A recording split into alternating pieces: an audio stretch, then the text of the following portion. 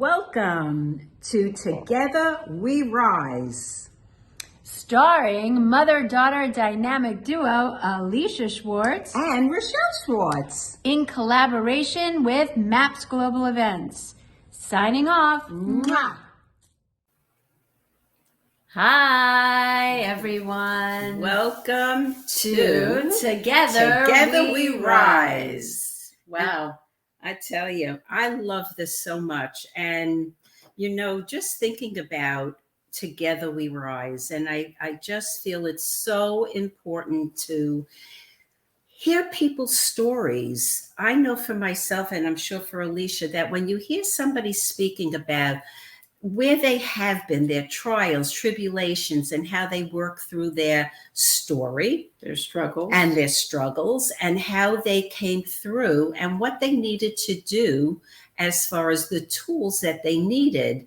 I know I get inspired even to this day after doing so much work. It doesn't matter. Yeah, I agree. And I think the reason why we came to do this podcast was really to offer people hope and inspiration and a place where they can come here and learn something from somebody else's struggles or what they went through and how they got to the other side. And it's important, especially I think at this time of our lives. I think we really want to stay connected to positivity and light and happy, so I think that is why are you laughing? Because when you say that, she's from London. I go into different accents, but it's also to have fun, because that's what we're really, really, really about. And it's just such a pleasure and an honor to be here. And if you don't know who we are anymore, let us introduce ourselves. Yes, I am Alicia Schwartz, and I've been doing, relationship coaching, shadow work for over 23 years. I'm working with relationships with myself. Since I'm 22, I started this work. So long time. I'm now 49. So I would just say, keep it going. You look younger and younger. Yeah. You know why? Because internally you're happier and you're giving yourself that self-love and self-care. And I'm, of course, Alicia Schwartz, and I've been doing coaching for that many years as well in relationships. But I think the most important relationship starts with yourself. And what else? Go ahead. What are you going to say? No. Go ahead. I was going to say, we're so excited. I can't wait to have our guests come on already. It's the excitement's bubbling over. Yeah, and she's sensational. Because she's a bubble. She's just dynamic. She's an influencer. She's our dear friend. Oh, my God. And her name is, by the way, her name is Stephanie. Yes. Klein. And when I think of Stephanie, I think of a big, bright, bubbly champagne. Just so effervescent, such a light spirit, such a beautiful heart, and an extremely brilliant soul. Oh, God, she is. Absolutely. Whenever I need something that I don't understand, it's like, Stephanie, help me. Yeah, she's the best. She really is. She's such a... And you don't come across people that today, for me anyhow, and I'll speak for myself, that are authentic like Stephanie is. And she's the real deal. And I just am honored, and we are blessed to have this extraordinary woman, Stephanie Klein. Come on up. Hi there. Hi, Coach Rochelle. Hi, Alicia. It's such a pleasure today. Yes, so happy to have you here in the corner, in the love corner. The love corner. That's a good one. Isn't that good? Corner. Love Absolutely, because she is a bundle of love, joy, happiness, and your laughter is so contagious and infectious. Yes. Oh my God, so funny. Thank you so much. Well, that's exactly why. One of the main reasons why we're friends, because I love to laugh too. And obviously, when we get together, we have a lot of fun. And of course, laughter is so good for the soul, like Coach Rochelle always says. And it's true. So I know every time I try to laugh 2 or 3 times a day minimum at whatever is going on, and so it's really therapeutic, and it really does work. So Yeah. So go ahead, Mom. So what I would love for you to do is introduce yourself, like Who are you? Who is Stephanie, and what is it that you're doing in this big, crazy world? Yeah. What are you up to today? what am I Right? up to? Who are you first, and then what are you up to today? What are you doing in the world? Well, this is going to be a lot of fun because I'm going to say things that you did not expect me to say. Good. That I figured that I was like, well, why don't I bring some spontaneity to this show today? Good. So, for the audience, my name is Stephanie Klein, and in real life, as if there was another life, but in real life, I am a marketing strategist. I own my own marketing and strategy and business consulting firm called Design to Simplify. And my motto and tagline in my business, and it's been this way since 2007, is intentionally creating positive world impact. And so that really is from my heart, because I feel like whatever I do, as long as I have an intention that I am definitely creating positive impact and ultimately leaving whoever it is, whether they're individuals or businesses, because businesses are people, and just leaving them in a better place than what I found them. And really helping them in a lot of ways to grow and accelerate their businesses, especially when perhaps they've been stuck at a particular level for quite a long time, 2 or 3 years, they're not able to get past a certain revenue, something like this. I will come in oftentimes as an acceleration and growth specialist. So I do that, and it's a lot of fun.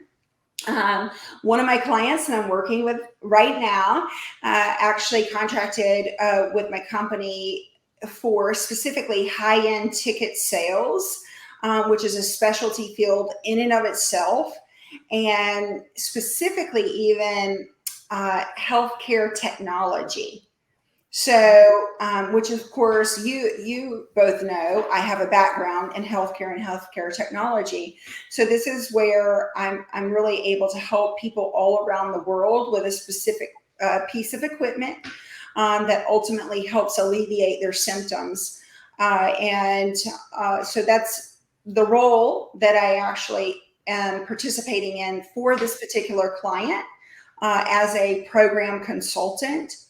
So I'm really educating the patient or prospective patient on their condition, and I'm educating them on the piece of equipment itself and how it works to actually solve the problem. That's awesome. Mm-hmm. It's so rewarding too. Yeah, it has to be. Anything you do, Yeah. Stephanie, is always rewarding. So I guess the question I have, if you're not, Let's not go into the question. Oh, yeah. Read this. Okay. Let's just. So wait one second. We always do this. We picked a card for you, and this is Louise Hay. Well, you can't really see it, but Louise Hay. It's her cards. It's How to Love Yourself cards. Yeah. So we set the intention. I put it close to my heart, and I asked, "What's the card I need to pick for you today?" And you're gonna love it. It's so perfect. It says, "I take a nice deep breath and release all resistance to healing. I listen with love to my body's messages." And how perfect. And then I always love to start off with a prayer. And it always comes, because I'm so connected to it, Your Holiness by Debbie Ford. Oh, beautiful. So it's returning from life's heartaches. And it says, "This too shall pass, and I will be whole again. My heart will be healed, and I will be returned to loving arms of grace, where I am fully embraced." And that's so so beautiful. so we like to do that. It just sets such a nice, Vibe. yeah, I guess vibe. Actually, one of the things that you do, and Alicia, for me, as my coaches, just even with reading the card, you're so intentional about that choice, and doing that for me. So thank you. I receive it. And then also, Rochelle, with your prayer, um, the two of you, both individually and collectively, really ground me. And that feels so nice because, as you can imagine, when I'm using so much mental chemistry every single day, obviously at the end of my day, sometimes it does take me a little while to come back down, get centered, get in alignment again, and ground my energy. And so that's what you just did for me even now. So thank you. Oh, that's so sweet. Thank you so much. I think Love that. it's just so important to be able to do that before you do anything. It's like when you first wake up, you're so grateful and thankful that you have another day. Yes. That's for sure. So, So I want to ask you a question, Okay. and it's really a powerful one. And I'm just curious what your thoughts are when I ask it to you is, what's the biggest lesson you learned about yourself? What's the biggest lesson? The biggest lesson I've learned about myself is really one of resilience and overcoming challenges. Just because of my historical background and some growing up, some environmental factors and different things that play a role in my childhood, uh, you know, I do feel like the biggest thing I've learned is, I created that program, Alicia, called the Silver Linings. Yeah, I remember. And the Silver Lining Method is all about resilience, resourcefulness, reinvention. And I feel like that's what I've been ultimately doing all of my life. And it took me a long time at first to understand how important resilience really is. And then, obviously, along the way, I then began to really grasp the concept that if, in fact, I could snap back, bounce Mhm. back, snap back from Yeah. any type of challenges fast or faster, I began to see a pattern ultimately. And from a statistical point of view, I like patterns, and understanding how they develop. And yes. so then what I started to recognize is that the faster I could get myself out of whatever it was, the challenge, the situation, the problem, the issue, the obstacle, whatever it was, then I was learning in real time that they were not as difficult, meaning the faster I could bounce back, the better I was. And so I eventually got to a point to where it's really what I do to help businesses even now, is because a lot of times businesses don't have that resilience muscle that they need in order to bounce back from a setback or a challenge, and what it would actually take to move them forward. And so I help with that process. Yeah. Do you think that is one of the biggest problems that businesses do have? Well, obviously, with the number of new businesses that actually go out of business, the number one reason why they go out of business is being undercapitalized. So it's a lack of understanding the original investment that would be required to fulfill the goals and the vision and the mission. And so that's number one, undercapitalization. And number two is usually has to do with the team, the leadership team. Or lack thereof, Yeah. right? or lack thereof. Yeah, it would be related to direction and management. Yeah. And there's nobody better that does that than That you. is for sure. That is for sure. We know that for sure. And so that is powerful. I mean, to have the resilience, you not only need it within business, in life, right? I mean, everything we do, right? Any Yeah. challenge is what really you're saying, and especially business, but life too. Yeah. How do you work through that? Yeah, it's really interesting. Like with all the clients I've worked with, I am able to identify certain issues that they could see led to the problem in the first place. And most of it is that there was an initial challenge or obstacle or setback that was faced, and then they didn't know exactly how to handle it, and so no action was taken. Mm-hmm.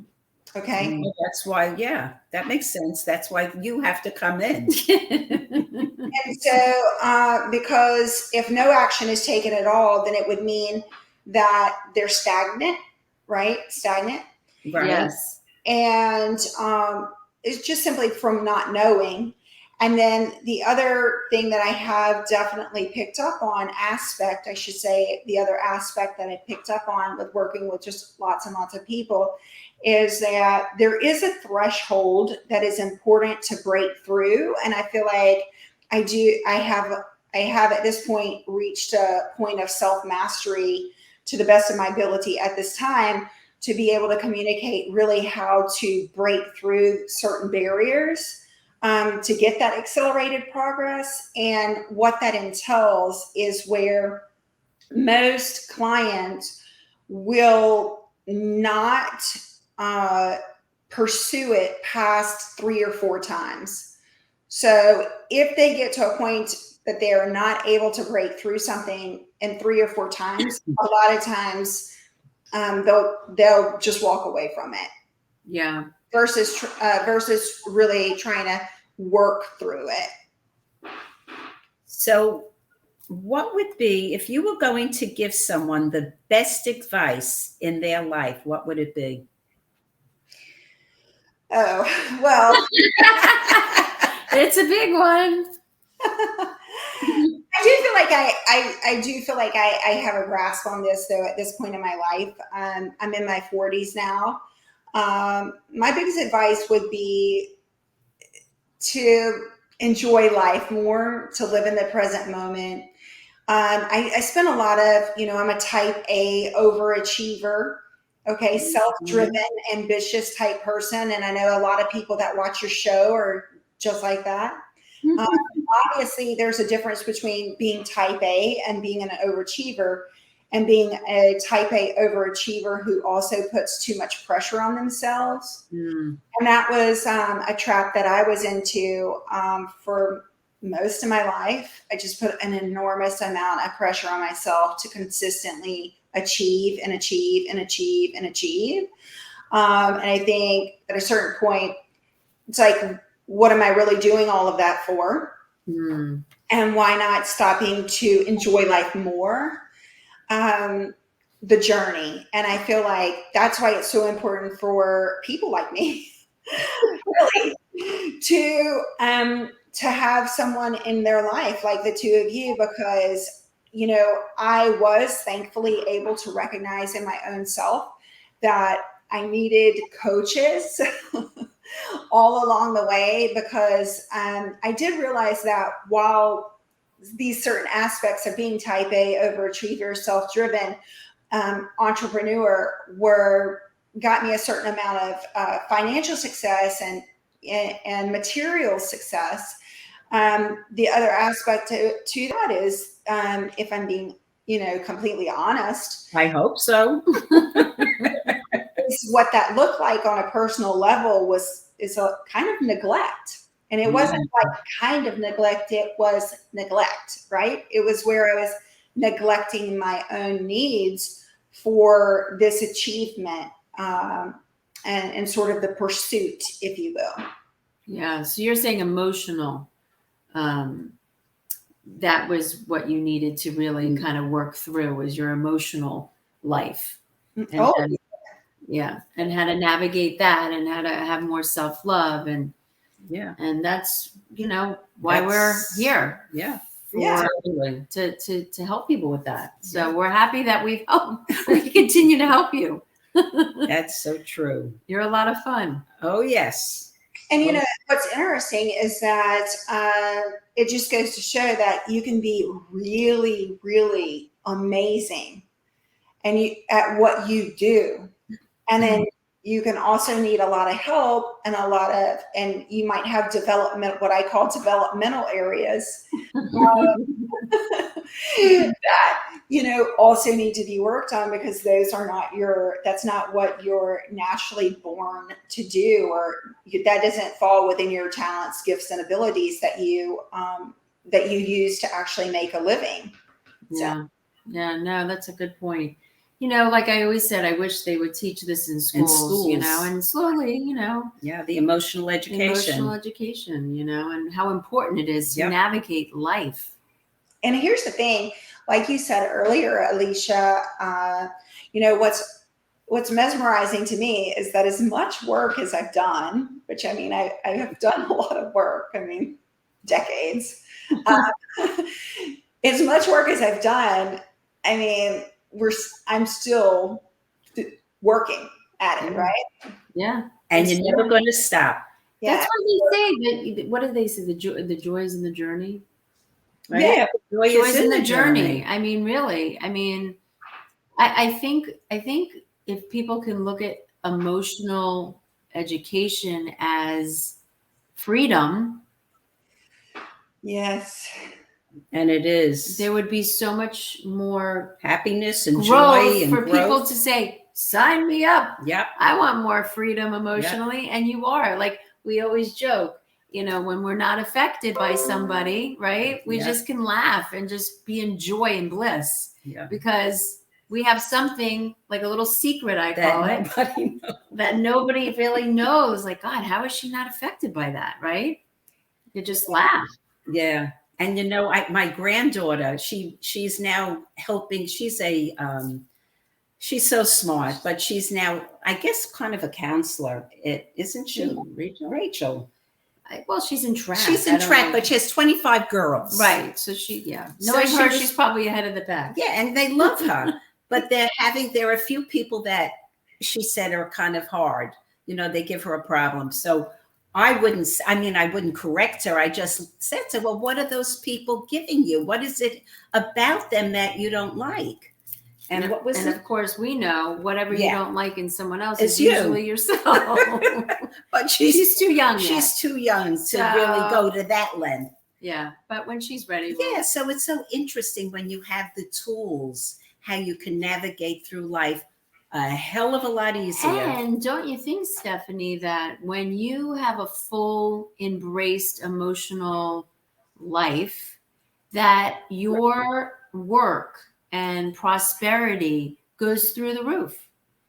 Yes, of course. A direct correlation is, I am a faculty member for one of my other clients, and in the Women in Leadership program, we do facilitate conversations as well as educational information in regard to EQ and emotional intelligence. And specifically when the pandemic started, and everyone was needing to work from home, and all of these different transitions that were happening, emotional intelligence actually became the number one most sought after trait in executive leadership roles. Yeah. Because go ahead, sorry. Yes, because it was vitally important to understand, especially during the pandemic, that the team members were all going through their own set of challenges, and oftentimes working from home when they were used to working in the office, and that was what they had always been doing. They found it very challenging to be able to separate work from their family life, because it was then all in one environment. Yeah. The environment was not changing. And so a lot of people really had a difficulty with that and still do. Yeah, totally. And that's the thing. I think that, it kind of leads me to the next question, really, which is if God could speak to you, what's the message he wants you to know?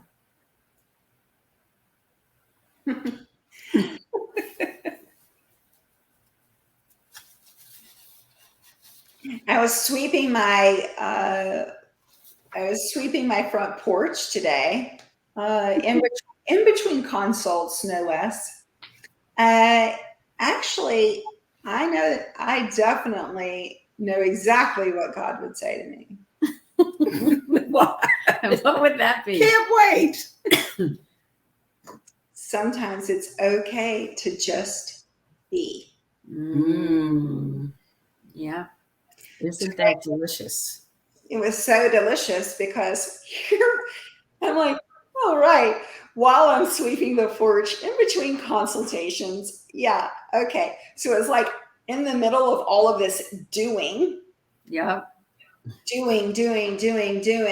constantly doing, right? Right. I get the message about being. Of course. That's always perfect. And I think the more that you do a lot of inner work, I think that place of beingness is so rich because it gives you so much. Just does. Yeah. Yeah. The whispers. Yeah. That God That's why we has. have 2 ears Yes. and 1 mouth. She's so sweet. She's brilliant. Am I what? most brilliant? Come on, Steph. Am I? She is just a hoot and a holler. Yes. So, what else did you want to say, Mom? No, I just think that I think it's basically in that place of beingness is just, I think especially I think as you get older, I'll speak for myself. I think that place is profound. It's profound because nobody knows better than internally with you and God. That's just my belief. Right. And that's how I feel. I really do. When you shut out the outer world, it's beautiful. Because most people are giving you where they are. Right. Right? They're not really, they're giving you advice from where they are. This doesn't always mean that's where you are. So that's why it's so important to listen to yourself too. You know what I mean? Before we go to the next question, I did just want to wave to Camille Robb. I saw her. Oh, Yay, Camille. And Miss L is there and Diana is there. My Zen friends, I love you all. Camille, I love you, my sister. So thank you for coming. Thank you. You are blessed beyond. Yes, we are. So, if you were going to, well, actually, no, I actually like this one. What was your biggest struggle in your life and how did you overcome it? I've had a lot. So it's like, how do I pick one, right? Right. I've had so many, really, I have. So it's interesting. I would probably say loss. Yeah. Yeah. Would you like to expand on that? Yeah. So basically, at 25, I lost my biological father. Then also, early on, quite shortly after that, maybe 5 years after that, I had lost a boyfriend that I dated for 4 years. And then after that, I lost an amazing woman who was my mentor to bladder cancer. So, like, we had a really special bond, and she and I were really close to one another. And I think she was only in my life maybe 2.5 years at the most, before she passed away. And then after that, I had another boyfriend who passed away.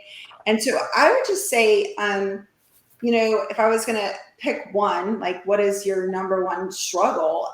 I mean, why don't I just group the whole concept of loss and grieving together? Yeah. Because ultimately, I do feel like the strong, and I'm sure Alicia's going to have lots to say, the very strong emotions that I felt during that grieving process of not understanding the process and the journey at the time, then I had all of these really strong emotions. And ultimately, I absolutely can point to very strong emotions having triggered a couple of the autoimmune diseases that I have. So Yeah. it would be easy for me to say my biggest struggle was my health and health conditions. But if you really unwind the autoimmune condition, I can directly point to experiencing very strong emotions as having more than likely triggered some of these conditions, these symptoms and the conditions. Yeah, and I mean, you're making a great point because, of course, as a massage therapist as well for a long, long time, what you're saying is when you can't process and digest the emotions of grief and loss, it does have to manifest somewhere in your body because where else can it go? Right. I mean, and it's different for everybody, right? Everyone has a different trigger where the weakest point of the body is. Yep. And, when that occurs, it's like the storm, that's when we wake up to our body and go, wait a minute, why is my body feeling like this? What's emotionally in the way of me being free in my body? And then it's like the unraveling process because everyone's is different. Right? Yeah, it's It true. really is. Whether your neuropathy, Yeah. Stephanie's situation with her stuff, with my digestive stuff because of grief, it's the same thing. In that way, everyone's is different. Some people get sciatica; it's a pain in the ass. Yeah. So yeah, it's true. It's a pain in their ears. So I have it too. It is. It's true. It's interesting, and you're saying something powerful there. Yeah, you are. And did you at that point or someplace listen to, because your body does talk to you? Yeah. So what was it that your body was trying to tell you? It's interesting because for me personally, it had to do with what emotions was I feeling in that moment of the loss, right? So for me, unfortunately, they weren't great situations, right? Most of them were not. And so I remember with my biological father, because he wasn't in my life, and I had felt a sense of abandonment, then obviously the very strong emotion that I had was anger. Yep. Yeah. And and then because of the anger, where did that show up in your body, Steph?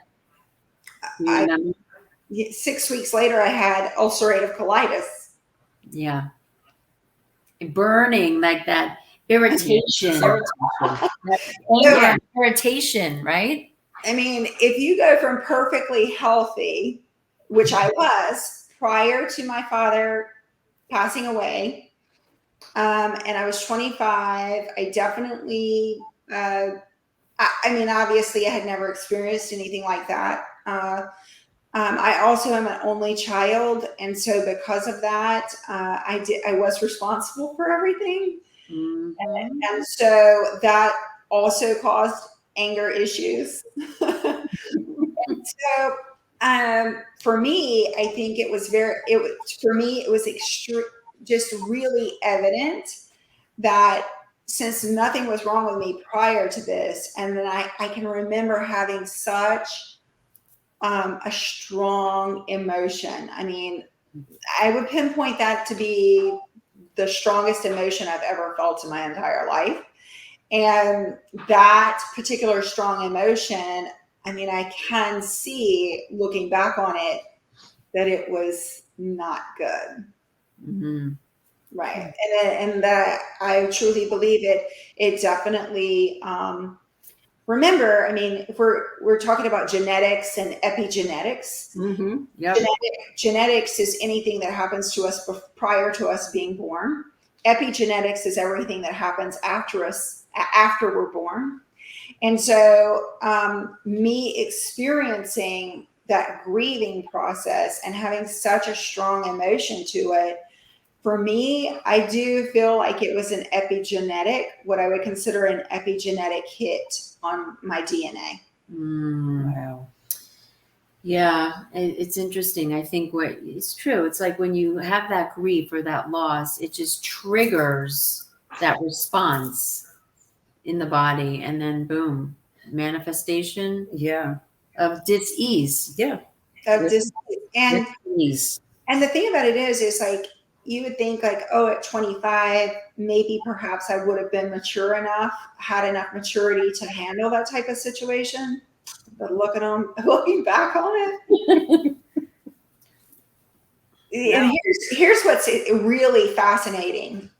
Looking back on it, everybody would tell you that I handled it beautifully. Right. Everybody will told me that they had no idea how I accomplished so much in 3 days, because I had to take care of all of the arrangements and do all of these things. I mean, like the litany of things I had to do was just unreal. Right. And somehow I pulled it off in 72 hours with no help. Of course. That's you. That's you. And yeah, so while everybody was telling me how beautiful I had done and how impressed they were, and I was smiling, on the inside it was totally different. Yeah. Yeah. And then how many people in the world walk around not even being in tune or in touch to any of that. to any of it? They're just unconscious. Yeah. And so that's what this is all about. You sharing can help someone listen to what we're saying here and go, oh my God, I really didn't know that about me. Yeah. You know? Yeah. Thank you for sharing. Yeah. Great. If we can even help one person by sharing our story, then it's worth it. 100%. Without a doubt. So I have another question to ask you. What is the most difficult decision that you had to make to pursue your destiny? The most difficult decision to pursue my destiny. Okay. Yes. Wow. You know, it's interesting. I actually have a moment I have a couple of different moments in my destiny where I can really tell you that I listened to the Holy Spirit. I listened to God's divine guidance, and I simply said yes. I mean, I really do have a couple of those moments where I can tell you without a doubt, for me to have been in that exact moment at that exact time, to have seen that specific person who knew that particular person who was able to make a connection, everything I had done prior to that, which I thought was ridiculous, turns out was the exact credentials that you needed in order to even get it. So, you know, like I would say that it was my ability to say yes. Even when I was like, I have no idea what's going on, I would just say yes. But that's a deep trust. And it's also, you know, what we say, divine guidance. Yeah. It's like you were listening Yeah. the whole way to God's whisper through person, place, or thing. Mm-hmm. It's really interesting to me because I can pinpoint very specific times in my life, right before, like when I got this amazing career. I wasn't even finished with my bachelor's degree, and I was picked at 20 years old to be the director of research for CBS. And technically, I met some very strong requirements at 20 years old, which even my supervisor at the time, who was hiring me, was just like, I really have no idea how you already have all this done. That's I mean, unbelievable. and it wasn't anything that I had previously put thought into. That's the other thing. That's how I knew it was God, because I didn't actually, it's not like I went to school to be a director of research. Let's face it. No, I mean, that landed in my lap, and I need to give God the glory for when he shows up, and shows up in a powerful way. Because yes, did I do all the work prior to that? Like, all this kind of stuff. Yes, I did the work, but at the same time, could I have planned that? No way. No way. Absolutely. It's true. But you listened. But you listened. Yeah. And that's the difference. Yeah. A lot of people tend to not listen, and then you miss that opportunity. So you listen. I would definitely say that it's happened to me like a lot. Ever since I kind of put myself in this position with God, to where I said something like, I am listening. So if you ever need to tell me something, like I'm ears wide open kind of thing. So I did say these things, and I think part of it was because I was willing. Yeah. Huge. It's the whole thing. You have to be willing. Otherwise, it never works. Yeah. Definitely. Absolutely. So what do you think the soul is? Wow. The soul. Wow. Amazing. It's an amazing question. If I was going to really lay out what our souls are, to me, they're the God particle. Do you know that terminology? Explain that for us. The God particle. What does that actually mean? So in some cultures and religions, in different sort of faiths and everything, it would be believed that we were made in God's image, and God lives inside of us, and that we are actually a part of God, that we're an extension of God. We are his creation, right? Right. We are God's creation. And so because we are, yes, then our soul is in essence a part of God, a piece of God, a part of God. And so I feel like soul is why when we're born into this world, and we come into this world with a soul, and then when we pass away, our soul goes back to be with God. So I feel like that's what I've come to understand. And that's how I relate to it, is that our soul is in essence a part of God. beautiful. That is beautiful. That really is. So who are one or two people in your life that had the biggest impact in your life? Besides me. Besides us. One or two people who've had the biggest impact in your life. I definitely would say Jamie Prater, my mentor. That was, we met when I was like maybe 25. Like 25 or 26 we met, and then she was gone by the time I was like 28 and a half or 29, and something like that. She was gone very quickly. So it was a very condensed, short amount of time we have together. But in that amount of time, it was just an incredible friendship. So beautiful. Anyone else? Is that it? She definitely had a lot of impact on my life, for sure. Yeah. A lot of positive impact. You'll often notice, because I look at the silver linings, there are people who have had a great amount of impact, but it's not necessarily positive. So I wouldn't even bring it up. So what do you like to do for fun? I'm sorry. Alicia had to say something. That's okay, but go ahead, say that. I just hijacked her. Yep. It's okay. This is what it is to be a mother and daughter and work together. What was it? Alicia, tell me, what was the I was thinking about what you said about your mentor, and I was going to ask you, how old were you when you met your mentor? I believe I was 25. 25. Yeah. Mm-hmm.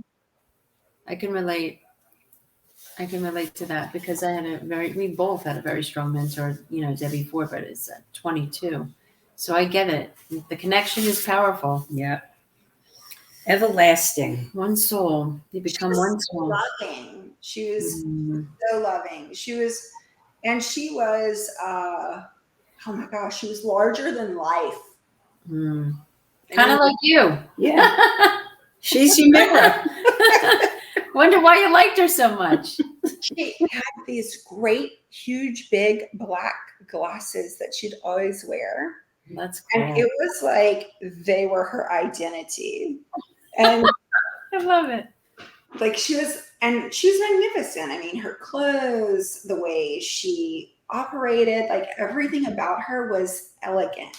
Well, it sounds familiar. Yeah. Sounds like someone we know. Her name is Stephanie Klein. So I know. You also asked me, what do I like to do for fun? I remember. Yes, thank you. Okay, so going back to Roshi's question. Yes, I'll be right there. Excuse me. You asked me, what do I like to do for fun? Okay, so my life, like prior to COVID, was totally different than what it is now. As I'm sure so many of your listeners can relate. I would say prior to COVID, my husband and I enjoyed going to just amazing art shows and the symphony and the orchestra. And we would always go to the Palm Beach County Convention Center for amazing experiences. And then also we'd go over to Broward County and we would go to Miami and we would see Bocelli and the Van Gogh exhibit. That was actually during COVID. Yes, it was. I remember you going. So yeah. But going to that Van Gogh exhibit, like towards kind of maybe the end of COVID, like that was the first thing that we had done in like 2 years. So we used to always go on these really amazing dates that were culturally enriching and expanding, right? Like we both love that. Whereas now, we haven't done any of that. Still, we haven't done any of it, hardly at all. And I miss it so very much. And so I would say, other than that, that I really enjoy swimming, cycling, walking, really getting outdoors and enjoying the sunshine and the pool and the bike and everything. So one of my last questions, it's a nice big one. If you were able to change the world as it is today, what changes would you make and why? It's a really good question. I've thought a lot about, actually. And I did not get this question prior to me being here, so I was not the answer. There are a few that we threw in that are not what you got. Exactly. Yeah. So I would say that because of my own personal experience of my childhood and what I went through, I really feel that there is a profound need to address what is considered the ACEs, the adverse childhood experiences. Because even from a coaching perspective, so many of the people that you help, you'll say, oh, well, 50% of people walking around are wounded children, something like this, right? Mm-hmm. And so I really feel like addressing adverse childhood experiences from a public health perspective, and treating them as serious as they are would be a great start to making a huge difference in our world. And I also do feel like there's still not enough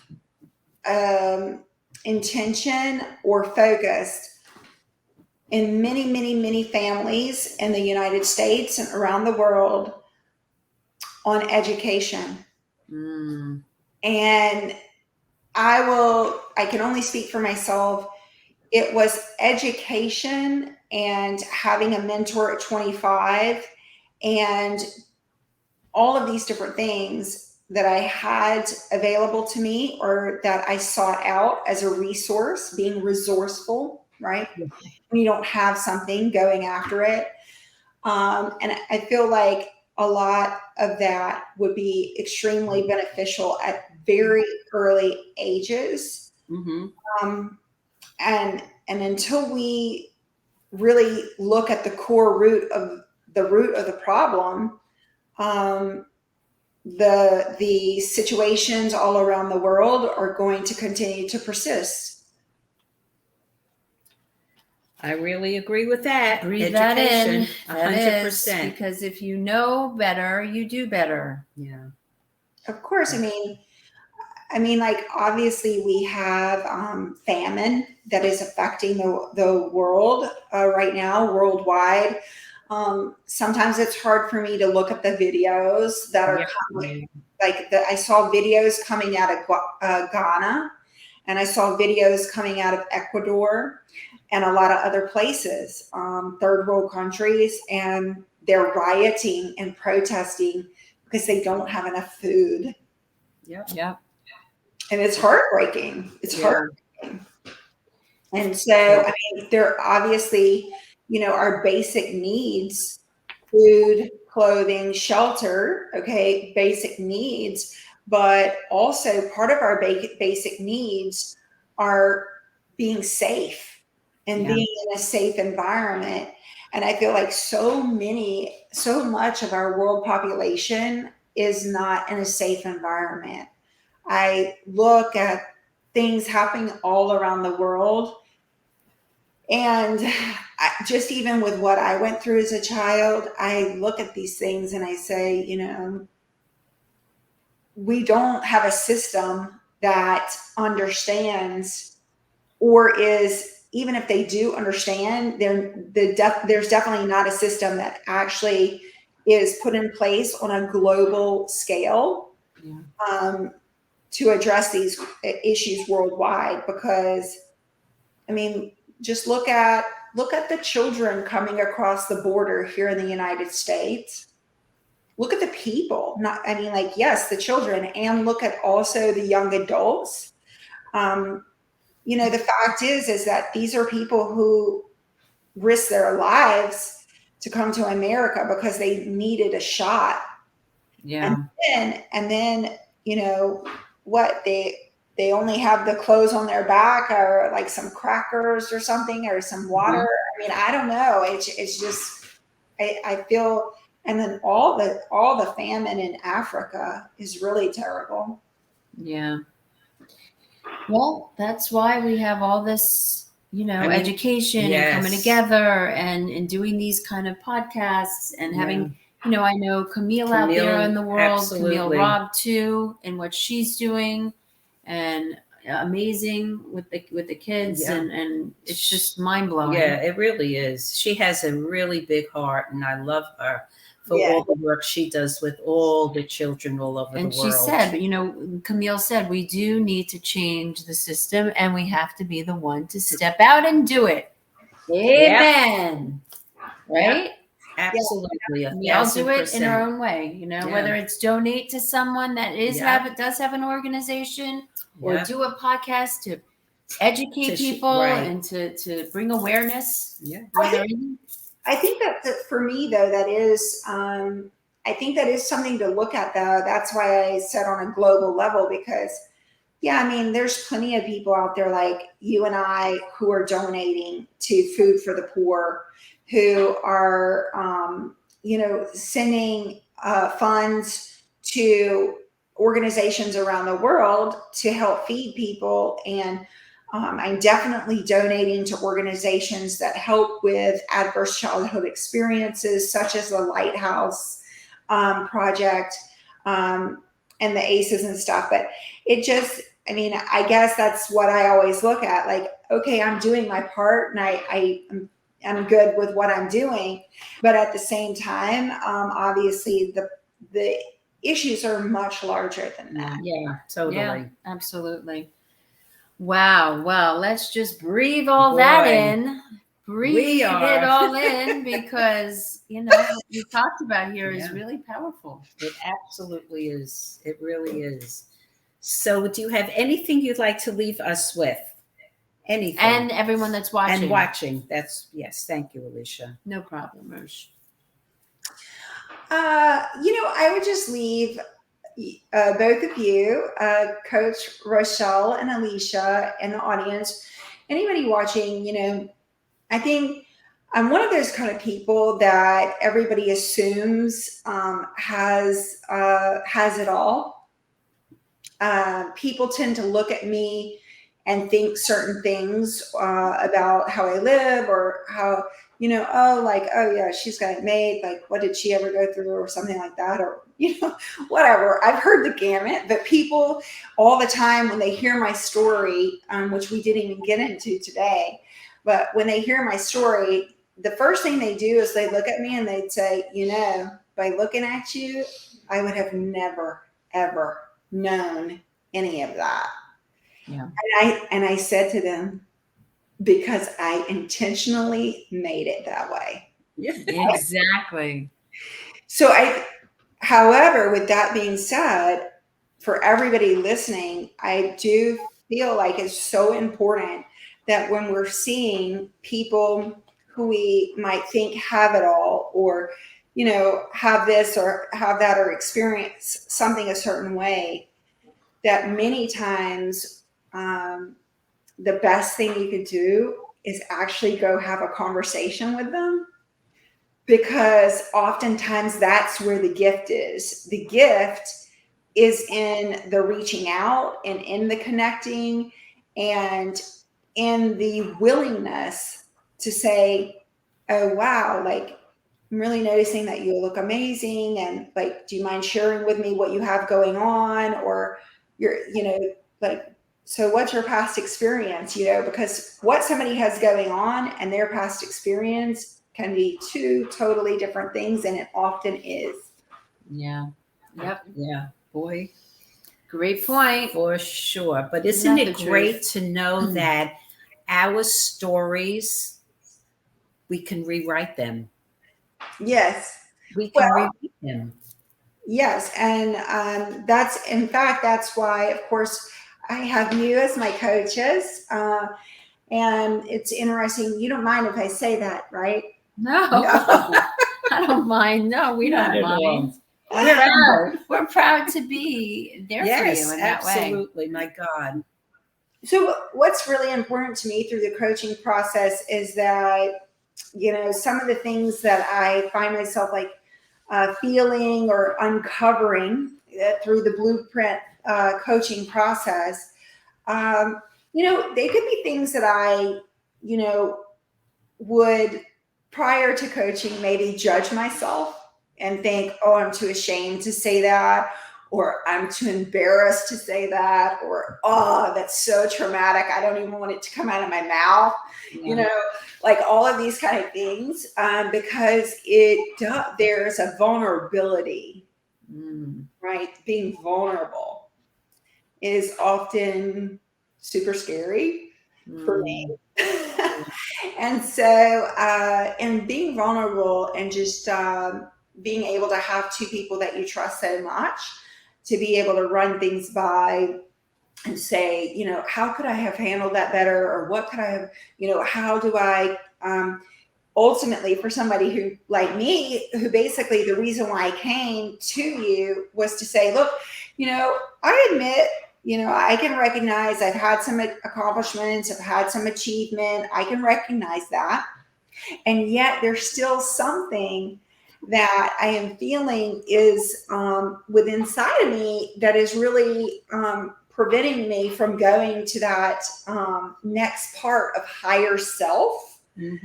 Higher, what I would consider self-awareness, higher self-awareness, and also most importantly, self-mastery. Yeah. Well, very well said, I might add. So we're going to wrap it up. Wrap it up, Roche. And again, Steph, we thank you so much, honey, for spending this power hour with us. Our workshop. And we love you. Yes, we do love you. Mwah. Love you. Thank you for having me. Thank you for coming and sharing your story and all of the things that brought you to where you are today. Thank you so much for having me. And thank you to the audience for sticking around. Thanks, Camille. Thanks, Ellen. Thank you, Diane. Thank you to everybody watching either now or later. I hope there was something that you heard today that you can, that helps you in your life some way. Thank you. Thank you so much, sweetheart. And so, we have a free gift for people. Yes, it's the ebook. The ebook. It's for free. You gotta get it. It's in the comments below, you will see. I think Nim will put it in there. That if you click on the link, you will get the free ebook, which is really, really, it's really cool.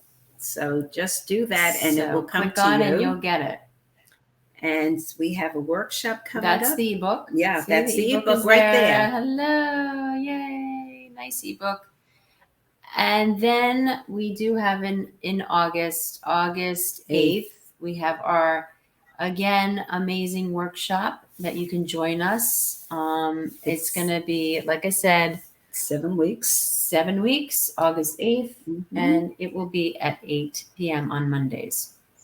Correct. Yes. And what else? And join us next. The next episode we'll be having another guest, and we'll keep you posted on that. But for now, just let me read something as we close, because it's me. It's all about love, anyhow. The thing that I had to learn the most, and this is by